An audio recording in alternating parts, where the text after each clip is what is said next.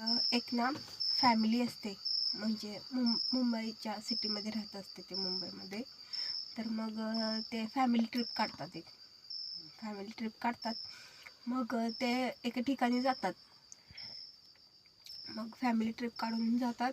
ते online book, त्यांना एक फार्म हाऊस हवं असतं, म्हणून ते ऑनलाईनच बुक वगैरे करतात फार्म हाऊस, नाही का.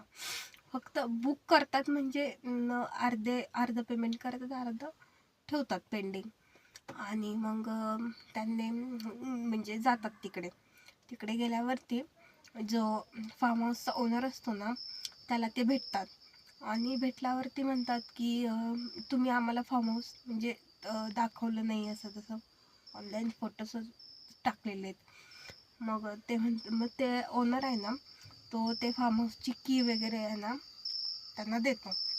मग ते म्हणतात की तुम्ही आम्हाला नाही का स्वतःच सोडून या, फार्म हाऊस कुठे आहे ते दाखवून द्या.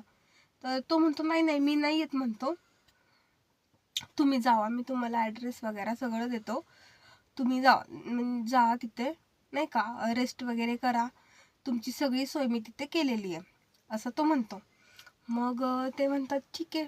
मग तो ॲड्रेस वगैरे सगळं सांगतो त्यांना, एक्झॅक्टली कुठं आहे ते. मग सांगितल्यावरती ते जातात. ते तिथे गेल्यावरती ते म्हणजे बघता क्षणी त्यांना ते ना असं फोटोमध्ये जरा ते वेगळं म्हणजे दिसत होतं, एवढं वाटत होतं त्यांना चांगलं, पण तिथे गेल्यावरती त्यांना ते खूप आवडतं. मग आवडल्यावरती ते म्हणतात नाही का, म्हणजे खूप असं हॅपी असतात ते. मग गेल्यावरती तिथं त्यांना ना ते केअरटेकर असते, ती केअरटेकर त्यांचं नाही का वेलकम वगैरे करते. मग त्यांची खूप काळजी घेते ती. गेल्यावरती त्यांना वेलकम ड्रिंक वगैरे देते. बोलते तुम्ही खूप लांब प्रवास करून आला आहात, रेस्ट वगैरे करा, आणि मी तुमचं जेवणाची वगैरे तयारी करते, तुम्ही फ्रेश व्हा वगैरे, असं ती एकदम जशी काय आपली घरची केअरटेकर आहे असं ती त्यांच्यासोबत तिचं बिहेवियर असतं. मग ते म्हणतात ठीक आहे. मग ते फ्रेश वगैरे होतात. ते फ्रेश होईपर्यंत ही जेवण वगैरे सगळं करते. जेवण वगैरे झाल्यावरती ते मग ते जेवण वगैरे करतात. आणि म्हणजे तिच्यामध्ये ते एवढे असं त्यांचं ना, ती थोड्या वेळात तिच्यासोबत बॉन्डिंग जरा जास्त वाढतं त्या केअरटेकर सोबत. मग ते म्हणतात मग आम्हाला फोटो सेशन वगैरे करायचंय, तिला सांगतात.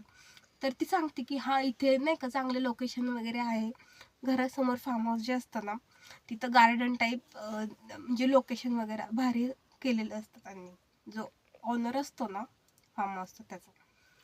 मग ते फोटो सेशन वगैरे करतात तिथे. आणि तिला म्हणतात तुम्ही पण चला आमच्यासोबत, नाही का. मग ती म्हणते ठीक आहे. मग तिच्यासोबत मग फोटो सेशन ह्यांचं होतं सगळं फॅमिलीचं. आणि असे जातात. मग ते म्हणजे इकडे जा तिकडे जा, म्हणजे खूप एन्जॉय वगैरे इकडे म्हणजे जाऊन करत असतात. मग थोड्या दिवसांनी काय होतं, त्यांनी ट्रिप म्हणजे फार्म हाऊस बुक केलेलं असतं 5 दिवसाचं. मग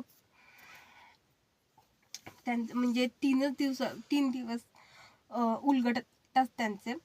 मग 3 दिवस गेल्यावरती त्यांची अचानकच तब्येत बिघडते.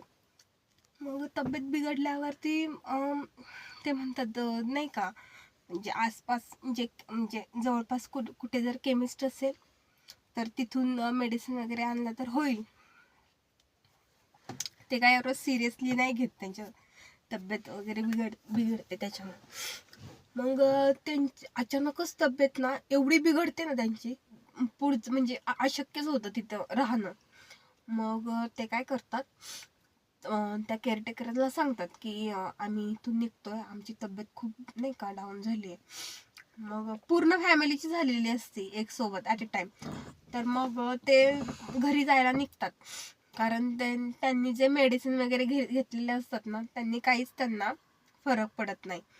मग ते घरी जायला निघतात, घरी जातात, तिथून ते म्हणजे क्लिनिकला वगैरे जातात. मग तिथे गेल्यावरती मग डॉक्टरांना विचारतात की काय झालं, आम्हाला सगळ्यांचं अचानक काय झालं, नाही का, सगळ्यांची ॲट अ टाइम तब्येत आमची बिघडली, आम्ही ट्रिपवरून आलोत नाही का. मग ते म्हणतात की डॉक्टर सांगतात की तुम्ही ना अचानकच तुम्हाला ॲट अ टाइम झालं, याचं कारण असं आहे की तुमच्या जेवणामध्ये काहीतरी चुकीचं आलंय. म्हणजे सडलेलं जेवण तुम्हाला देण्यात आलेलं आहे, खराब एकदम घाणेरडं जेवण, जे खूप दिवसाचं आहे ना, तर त्याच्यामुळे तुमची तब्येत डाऊन झालेली आहे. तर ते म्हणतात सडलेलं नाही, आम्ही असं तर काही खाल्लेलं नाहीये किंवा काही पिलेलं पण नाहीये, आम्ही जे खाल्लंय ते फ्रेशच होतं नाही का. तर ते म्हणले नाही नाही, तुम्ही मी तुमचं नाही का पूर्ण कन्फर्मली सांगू शकतो की तुम्हाला सडलेलं जेवण दिलेलं आहे, खराब झालेलं एकदम, म्हणजे खराब घाणेरडं जेवण दिलेलं आहे तुम्हाला, त्याच्यामुळे तुमची तब्येत बिघडलेली आहे. मग त्यांना ते मेडिसिन वगैरे देतात, ते ठीक होतात. मग त्याच्यामुळे पण ते म्हणतात की याची शहानिशा केली पाहिजे की नेमकं असं का आमच्यासोबत घडलेलं आहे. तर मग किंवा का असं त्यांनी केलं, आम्ही तर पूर्ण पेमेंट म्हणजे सगळं केलं होतं, आम्ही नील केलं होतं, तर त्यांनी असं का केलं आमच्यासोबत, असं ते बोलतात. मग त्यांनी ठरवतं, म्हणजे आपापसात ठरवतात की आपण तिथे जाऊनच बघूया, आणि ती जी केअरटेकर आहे ना, तिला पोलिसातच देऊया, असं आमच्यासोबत, म्हणजे आज आमच्यासोबत केलंय, उद्या दुसऱ्यासोबतही करू शकते नाही का. असं या हिशोबाने ते तिथे जातात आणि बोलतात की जातात, म्हणजे तिथे गेल्यावर तिथे काय करतात की ते जो फार्म हाऊसचा जो ओनर आहे ना, त्याला कॉल करतात. मग कॉल केल्यावरती बोलतात की नाही का, तुमच्या ज्या फार्म हाऊसवरती तुम्ही जी केअरटेकर ठेवली होती ना, तिने आम्हाला खराब जेवण दिलं, आमच्या तब्येत नाही का बिघडल्यात वगैरे, मग म्हणून आम्ही तिथून निघून आलो, असं तसं काय काय काय. तर तो जो ओनर असतो ना, तो बोलतो की कुठली केअरटेकर, मी तर कोणतीच केअरटेकर ठेवलेली नाहीये, मी फक्त म्हणलं होतं की म्हणजे बाहेरनं म्हणजे जेवण तुमची सगळी सोय केलेली आहे, फक्त असं नव्हतं म्हणलं की तुमची जेवणाची सोय केलेली आहे, असं कुठं म्हणलं होतं म्हणला. मग त्यांना संशय येतो की हा ओनर खोटं बोलतोय. मग आपण ना काय करूया, म्हणजे डायरेक्ट तिथे जाऊया आणि त्या केअरटेकरला ना रेड हँड पकडूया. मग पकडूया आणि तिला पोलिसांच्या ताब्यात देऊया, आणि तो जो आहे ना, जो ओनर, त्याला पण देऊया पोलिसांच्या ताब्यात नाही का. मग ते जातात तिथे, जाता जाता त्यांना रात्र होते, कारण याला कॉल करून वगैरे गेलेले असतात ते. मग जाता जाता रात्र होते. मग गेल्यावरती त्यांना म्हणजे तिथे खूप उशीर झालेला असतो, आणि ती केअरटेकर तिला शोधतात ते नाही का, तिला असं जाब विचारायला की तू असं का केलेस वगैरे. तर मग ती ती त्यांना कुठेच सापडत नाही, ते खूप शोधतात, आजूबाजूलाही शोधतात खूप, ती कुठेच सापडत नाही त्यांना. मग ती सापडत नाही म्हणल्यावरती ते बोलतात की आज नाही आली, तिला बहुतेक सांगितलं असेल ओनरने नाही का, तू असं असं जेवण दिलंय वगैरे, म्हणून तुला ते विचारायला येतात किंवा असं काहीतरी.